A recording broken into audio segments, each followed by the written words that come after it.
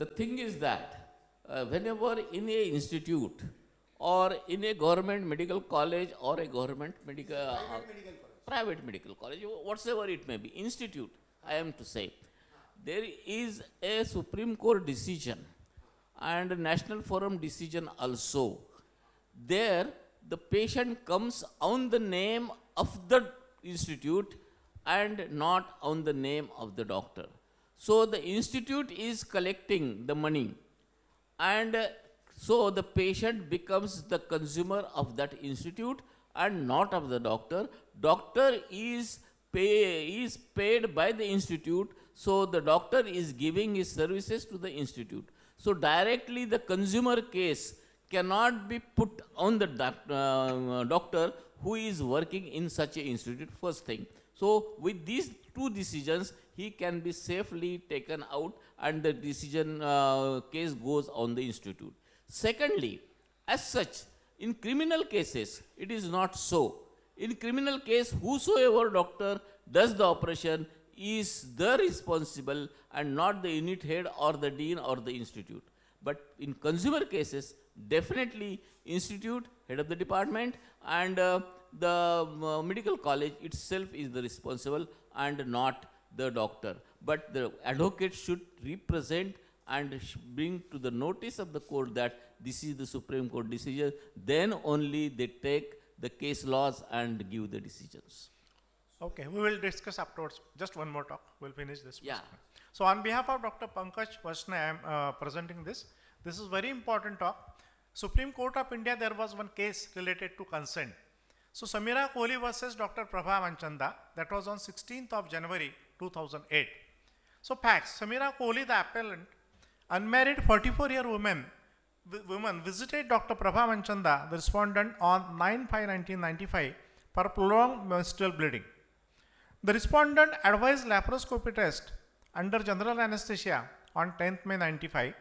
The consent form for surgery stated, this is very important sentence, diagnostic and operative laparoscopy and laparotomy may be needed.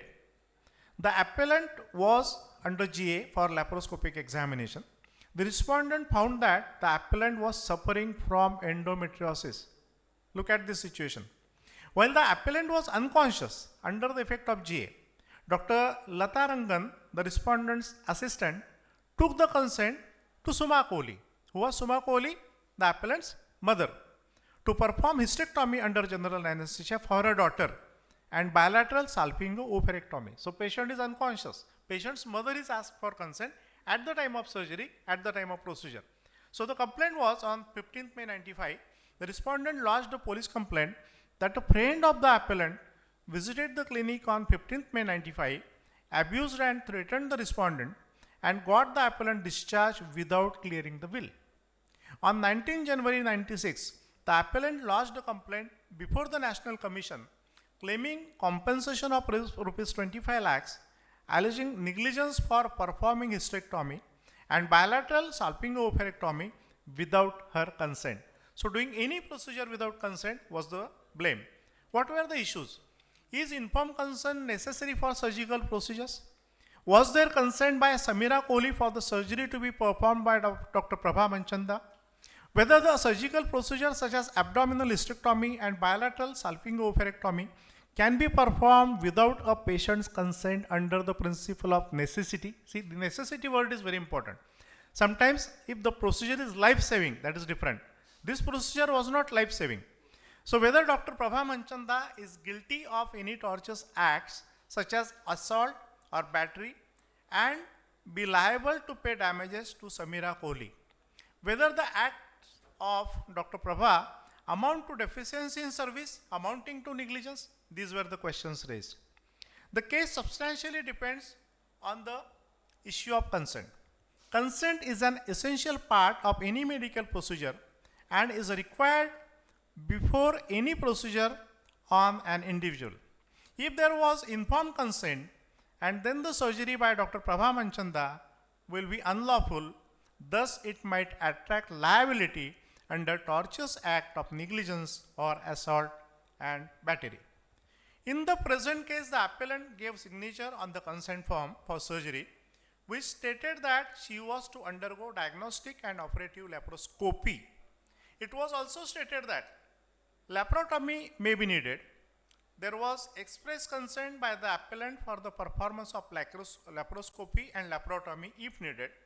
There was no mention of any abdominal hysterectomy and bilateral salpingo-oophorectomy on any of the three forms that she signed.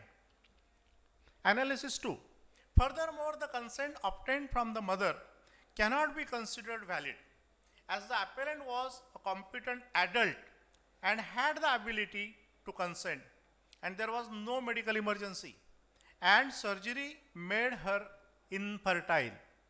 Thus, in the absence of any express consent, the only unlawful justification for such a surgery by Dr. Prabha would be under the principle of necessity. This principle prevents doctor from performing any additional medical procedure on an individual unless the life of the patient, see, this word is very important, life of the patient is under imminent threat. So what are the references? These are the references. I need not read them.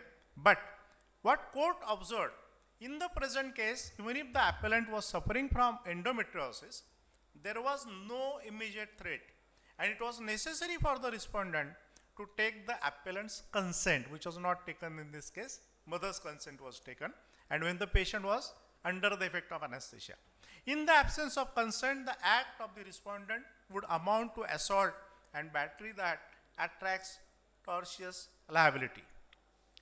In Vinita Ashok versus Lakshmi Hospital, the Supreme Court of India had accepted Bolam test and stated that, this sentence is very important, a doctor cannot be negligent if he proves his treatment and opinion is reasonable or responsible. So the decision was, according to expert medical opinion, according to Bolam test and prior judgments of the court, in this case abdominal hysterectomy and bilateral salpingo-oophorectomy is not improper, unreasonable or irresponsible. Thus, even though the respondent will be guilty of assault and battery, she will not be guilty of negligence. See, this is different. But what the second para says, the Honorable Supreme Court held the respondent guilty of assault and battery amounting to deficiency in service and awarded rupees 25,000 as compensation. That was in the year 1996.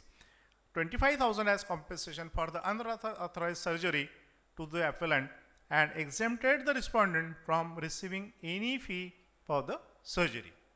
So, what is the take-home message? Whatever is the consent given, do that procedure unless it is